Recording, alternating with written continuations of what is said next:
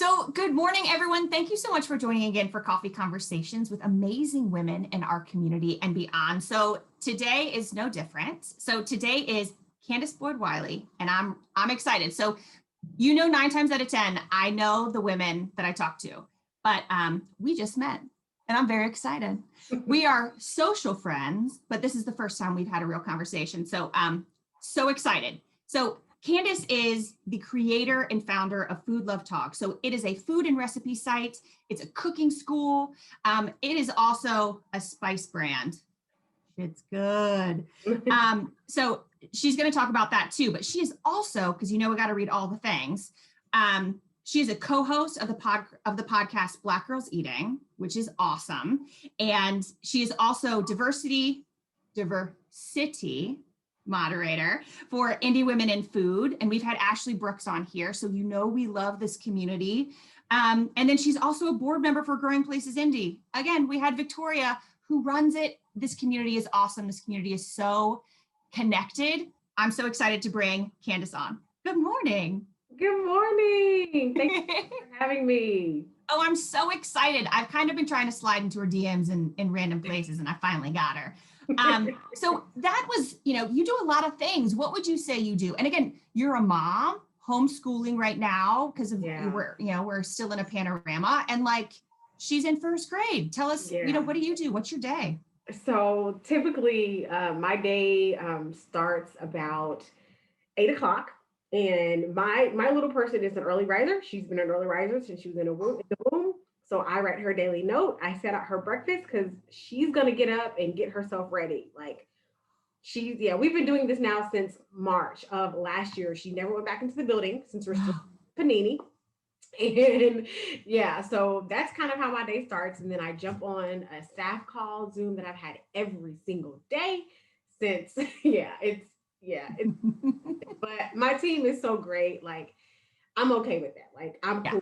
I get it. We check in. A lot of times we're talking about the weather, we're talking about politics, and then we're like, oh yeah, by the way, I've got this going on today. So then I just, coast through emails, people talking about, seasoning and talking about the latest food trend and if I'm going to write about it and if all that. So it's a pretty fun day. I know that eventually in my day job, I'm going to go back into the office, but I have no major plans, at least until after Labor Day. Yeah, I'm with you. I think my company is even saying we currently don't have enough, because we actually grew over this whole thing. And so they're we don't actually have space for you. Please don't come back into this office. And right. I thought that I was way more extroverted. And now I'm I'm good. I literally feel that. I told my staff, I said, hey, I love y'all. And I love that I can see y'all. I said, but aside from staff meeting on Wednesday, I don't have to come back to the office and see y'all. And don't take that the wrong way. But that's just, I thought I totally needed people and I needed to be around people. And because I'm more of an ambivert, I'm a mix. I have those moments I want to be with people. And then I have those moments where I'm truly introverted. Don't talk to me. Don't touch me. Let me have my book, let me have my bath, let me have my wine, and leave me alone. Yes. Kind of where I am with it. I'm totally 100% going to advocate for at least 2 days out of the week at home. Oh, I'm with you. 100%. 100%. So I want to ask, because you do a lot of stuff in this community, and you're from Indy. And so how did you get here? What was that catalyst, from point A to saying, I want to be all in food. I want to make my own spice blends, which I actually think is super cool that you actually do personalized spice blends for other groups, which is so dope. Yeah. How did you get there? So quick story. I fried my first egg at the age of 6, which my dad will tell any and everyone. And it just food is kind of my thing. It's always been my thing. My family does it. But what really lit the fire is probably back in 2008.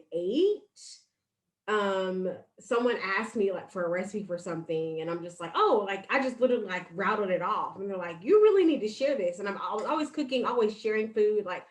Right around the time that food blogging really got popular. when, you still had like a type pad and you still had like a mice, like all those different things.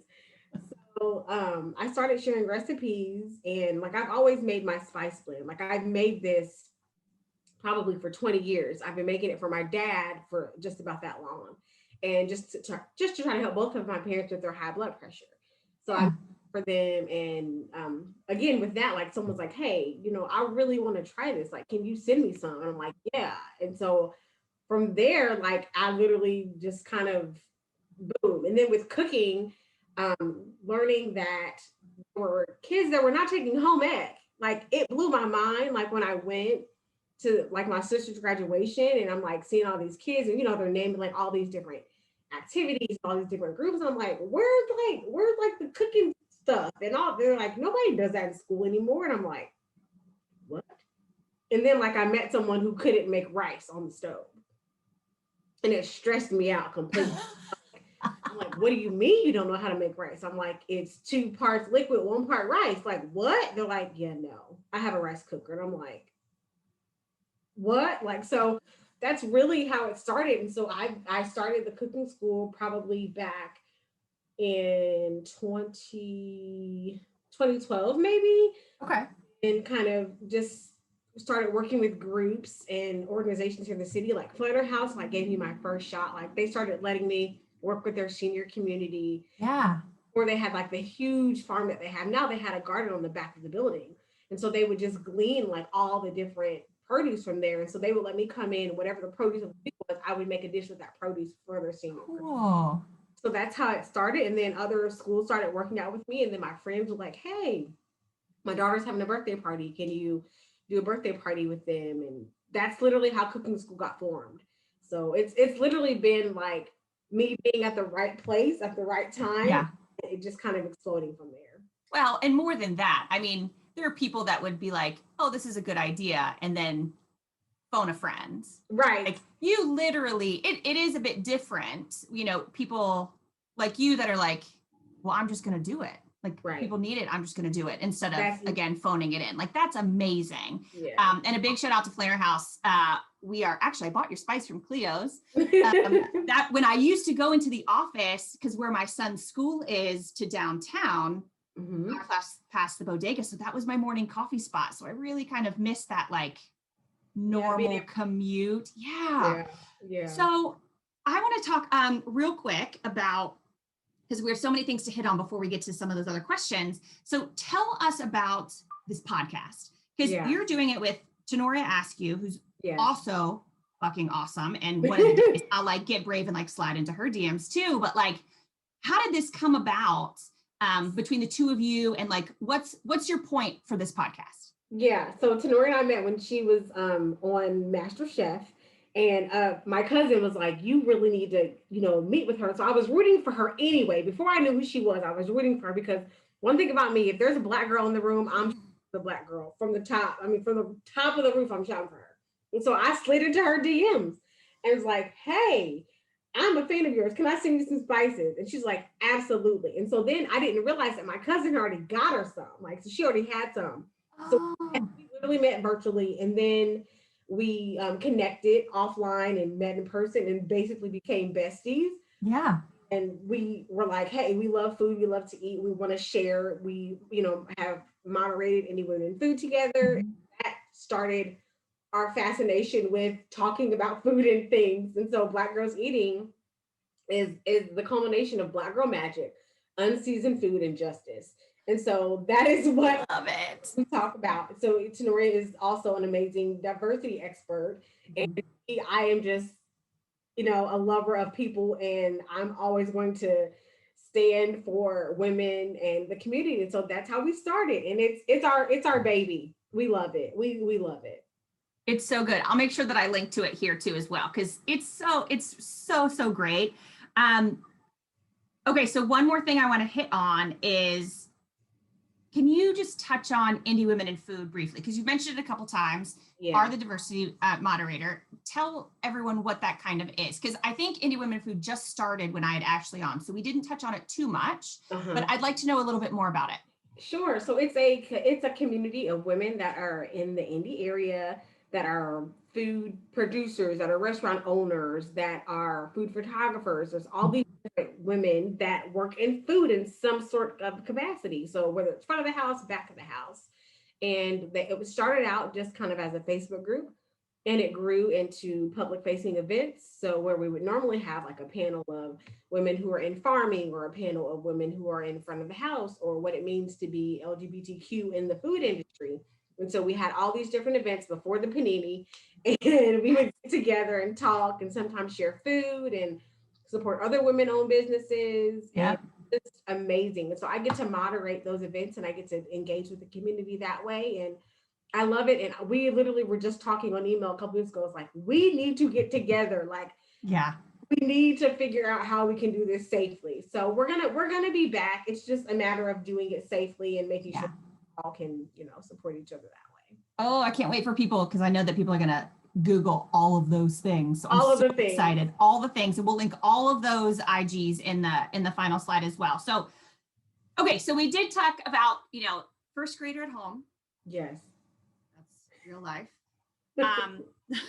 So in this panorama, tell us, like, where have you found, and I like to bookmark it because I used to ask this question separately, but now I kind of want to bookmark it. But where have you found, or bookend it, I should say, where have you found some of that struggle, right?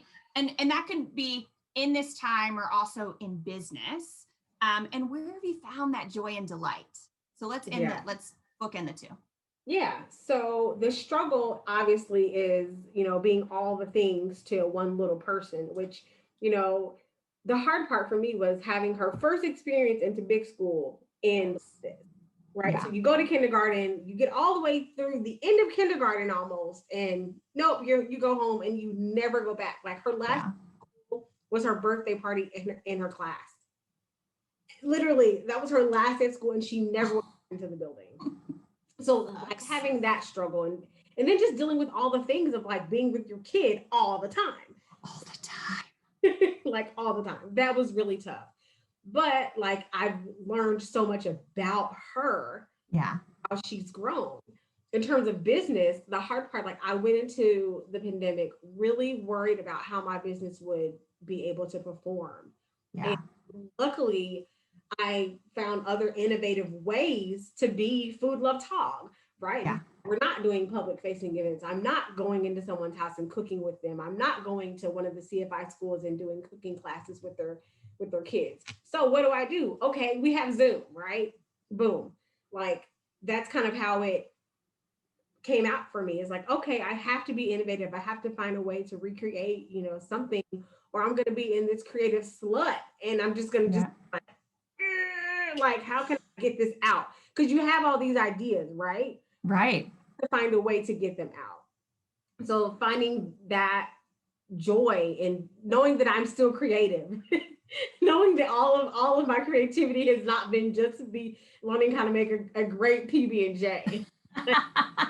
Well, tell people where, and I'm probably jumping the line a little bit for a show up question, but where can people find your product? So I did mention I got ours from Cleo's Bodega. I know that you're also at the Trap, but like, where can people find you? Yeah. So again, because the panini has been so cool, other restaurants have reached out to me to sell, either via, bulk seasoning, where they're using it in their product, or they're actually selling it retail. So you can get it at Cleo's Bodega. Well, first you can get it on my website. You can get it at Cleo's Bodega. You can buy it online at the Trap. You can buy it at Goose the Market. You can get it at Churchelli's. So there's all these different places you can get it, which I'm so thankful, because I don't know that had we not been in this situation that it would have even been able to expand that way. So I'm thankful, really thankful for that. It's awesome. So again, I kind of jumped the line a little bit, but how can the community, how can they show up? How can they show up for you? How can they show up for each other? What does that question mean for you? And how would you answer that? So one thing I always tell people, I'm like, if I'm in the room, I'm going to center Black women first and foremost, always, because oftentimes when we're in the room, we are not heard, we're not seen, we're gaslit. So there's all these different things that happen when we're in the room, no matter if, the smartest woman in the room, that's just gonna happen. So I would say first thing that the community can do to show up is to believe people when they share with you their experience, wherever that may be. Believe what they're saying. Take that as the honest truth, right? Because they're not saying this for their health. Right. If they're speaking up, obviously they feel a way about it. Because I think about all the times that I don't speak up, right? Right. So and show up when there's an event. Share. I mean, you never know how you can impact someone or just make their day just by sharing their post, by sharing their recipe, sending them a message, say, hey, I tried your seasoning on this and I really loved it. Little things like that make the biggest impact. It doesn't always have to be this grand gesture like, well, I want to connect you with this person. Okay, that's great. Thank you. But, talking to me and mentioning my name, just little things like that add up. Yeah. So I think that's kind of one way that the community can support. And especially once we, are out of the panini, go into these local restaurants. Yes.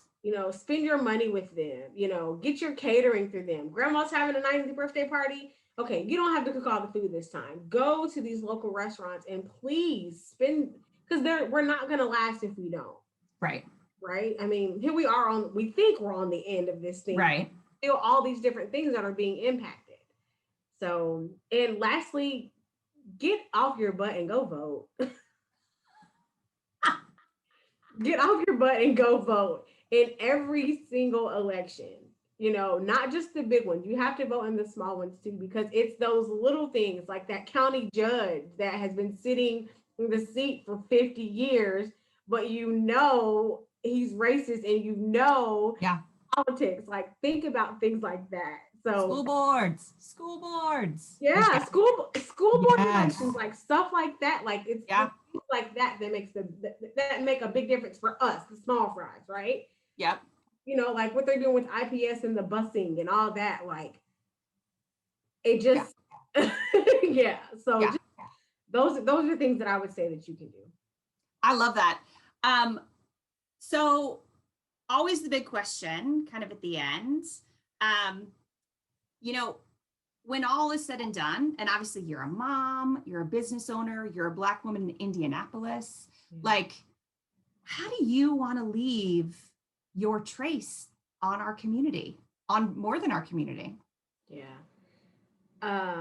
When it's all said and done, one thing I want my daughter to know is that she can always use her voice. And, you don't always have to be the loudest one in the room, but make sure what you're saying is impactful. Mm-hmm. If you see someone that can't speak up for themselves, you need to stand up for them. And you need to be a voice for them, however that looks. Advocate for them, in whichever way that you can. I always want to say that I want to leave this place way better than I found it. So if that means people are cooking at home more and they're eating at the table and they're connecting with each other, then I've obviously done one little spark to make a difference. Right. And just to know that reaching across the table, wherever that table looks, where it's food going into tech or tech going into community, we each have a purpose. And we each have a calling on our life. And you do yourself a disservice when you don't do that, when you don't reach out for that. So good. Oh, it's so good. These are one of those times that I have these conversations and I like consciously try to keep it tight where I'm like, well, maybe we could have a podcast. We could. Candace Boyd Wiley, I'm so grateful for what you do and so grateful for what you do for our community, and that hopefully we're not as bland, because of you. But I'm just really grateful for your time this morning and connecting with a pseudo stranger, and just sharing your story and having a great conversation. Thank you so much. Thank you for having me. I really appreciate it. Thanks. Have a good day.